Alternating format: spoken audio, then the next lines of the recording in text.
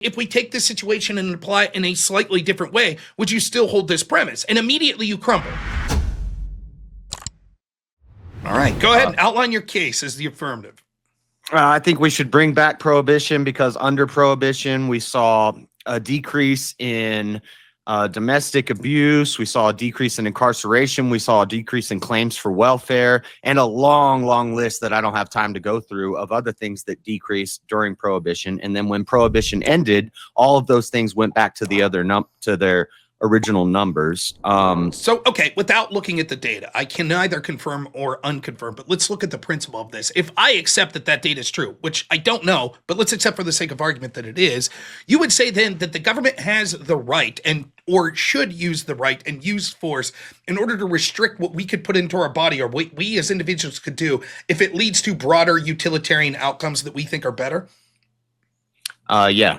Okay, so for example, if I could say by banning free speech online, there would be less violence, you would accept the government should do that? Sure. I think that's a terrible perspective because what happens is, although there might be immediate benefits that we'd see in a utilitarian framework, what happens is inevitably those things would spiral out of control when we would see authoritarianism that would predictably lead to controlling our lives to the point where they wouldn't be worth living because we'd basically be de facto slaves or automatons, and the corrupt people that would take control of that system would inevitably use that as a slippery slope for nefarious purposes. Why is authoritarianism inherently bad? Tyrannical authoritarianism would be bad, but if it's the authority is people that you agree with and that people that you're on the side of, why is that bad? Well, I am specifically talking about tyrannical authoritarianism. I'm saying in this example, authoritarianism used to the maximum effect as you're suggesting based on a utilitarian framework would inevitably lead to tyrannical authoritarianism, which would be bad. It's not a utilitarian framework. It's an ethical framework that leads to good utilitarian outcomes. So if and also under the Volstead Act, it doesn't mean that nobody can ever drink. It just means you can't manufacture, distribute, or transport alcohol. You could still, on your own property, you could grow hops and you could have a little microbrewery. We'd have to have a limit to the size of the brewery because we don't want a giant 500,000 gallon distillery blowing up in a trailer park somewhere and killing a bunch of people. But you could, under the Volstead Act, you could still drink. So I could distill my own booze.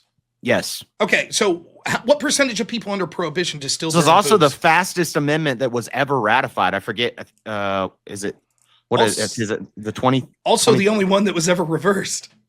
Yeah. Well, right. So, how much? Do you know why it was reversed? Well, let's start with this. It was because we were in the Great Depression and they wanted to make money. It was an economic argument to make money off of vice taxes and sin taxes. Okay, so I don't think the government should profit off of sin taxes. I agree. Like I think the government, alcohol, shouldn't. Gambling, I agree. Prostitution. Totally agree. We shouldn't have vice taxes. We should just allow these things. Once we allow them legally, there shouldn't be a more of a tax being put on it. But not really the question at hand. What percentage of people during Prohibition manufactured their own alcohol? Do you have I'm not asking for an exact number, but was it common?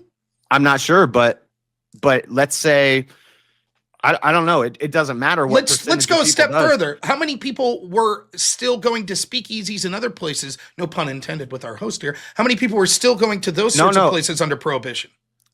There were some speakeasies that popped up and things like that, but it wasn't as prevalent as when you have a bar on every corner, a liquor store on every corner, a gas station selling beer to hobos. Not saying that it was as prevalent, but the numbers. How are you going to have homeless? How are you going to have homeless alcoholics running around if they can't buy beer? They have to. It's going to incentivize them getting a job, buying a plot of land, and then. Now you can drink your beer, but you can't be a hobo on the street buying a 40 every morning from the 7-Eleven. But nonetheless, when we're talking about the outcomes that you first outlined as your case, right, you said that these numbers all precipitously went down. It would seem to imply that we need to look then at what percentage of people were still consuming alcohol in ways that would have been illegal back then. And do you have any idea? Was it more than 50% of people that already would have been drinking found ways to consume alcohol in illegal ways? I don't know how we... I mean, the only thing they could have done is some sort of census or survey. It says, do you drink alcohol in your home? I don't know if they did anything like that. I could look into it later, but do you have a gut feeling? And I'm not going to hold you to this. I'm really not. I'm just saying, do you have a general idea of what you would think of that? I think the number of people who were drinking regularly dropped. But did it drop 95%? Did it drop 80%? Did it drop 50%? I would say, if I'm just guessing off my gut, 60%. Okay, 60%. And what percentage do you think that when we saw things like violent crime, spousal abuse, etc., decrease, what percentage do you think that was?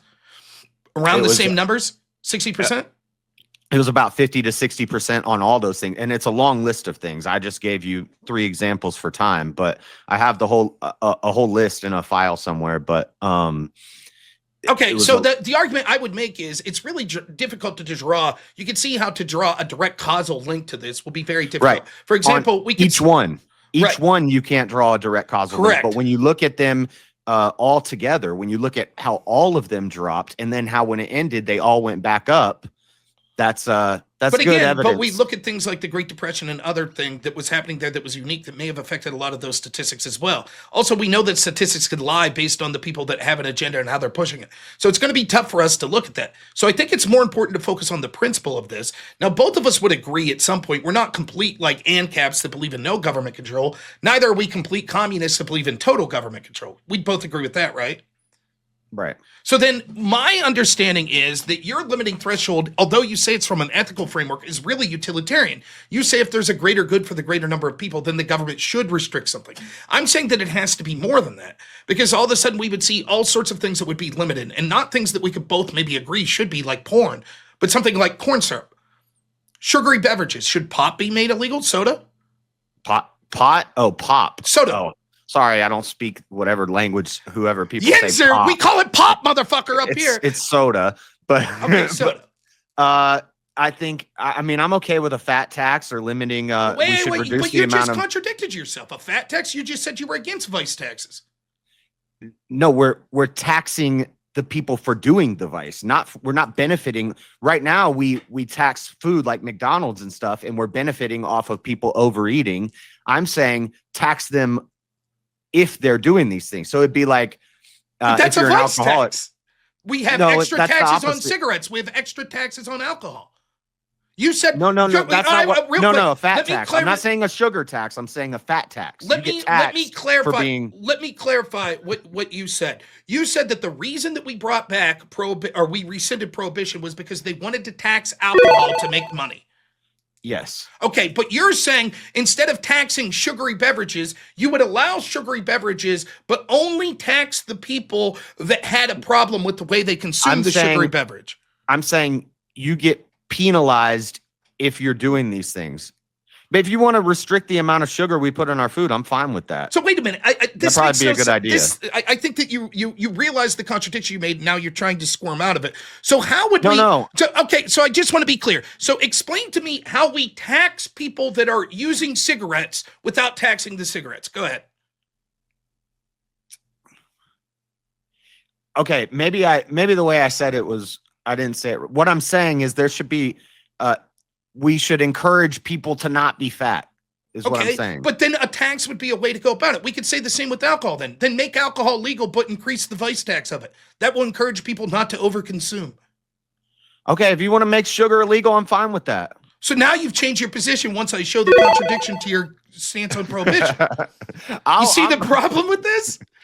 I'm okay with reducing the amount of sugar in food, but this is also you're just jumping to a different thing. Everybody always does this. It's always, well, what about the pot? What about coffee? What about caffeine? What about sugar? What about alcohol? Because in this framework, we don't have a time to delve into the data. And so instead you agreed that it would be more fruitful to talk about our philosophical premise and why we're coming to these conclusions. And so the way we test a philosophical premise is to say, if we take this situation and apply it in a slightly different way, would you still hold this premise? And immediately you crumble. Immediately you're like, no. Crumbled. You did. You said that you were against vice taxes, then immediately said you were for vice taxes. You said you were not against making sugary beverages illegal, and then said, okay, never mind, I guess I am.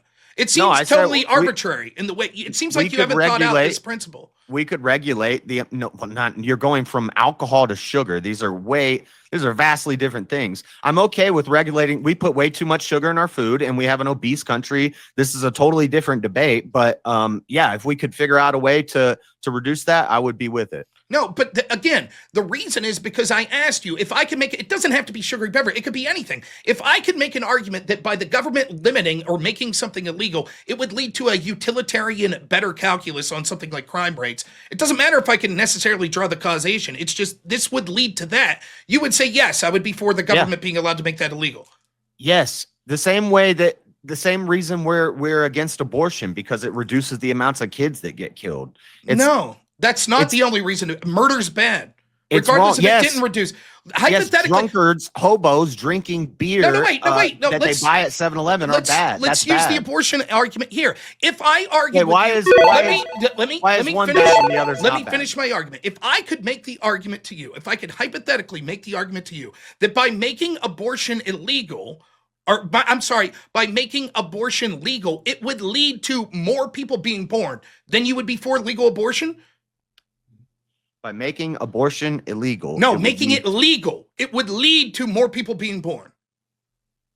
Making abortion legal would lead to more people. If I could make that argument, would you say fair enough? Why not? No, that's not analogous. If you could say by making abortion legal, less kids would be murdered, then I would say yes. But that wouldn't make any sense. But again, that's the point I was making, and you seem to push back on. No, that there's something more. That's not analogous. That it is analogous because based on what I said, now you're again changing your position or you're re-explaining it. What I said was, we say that.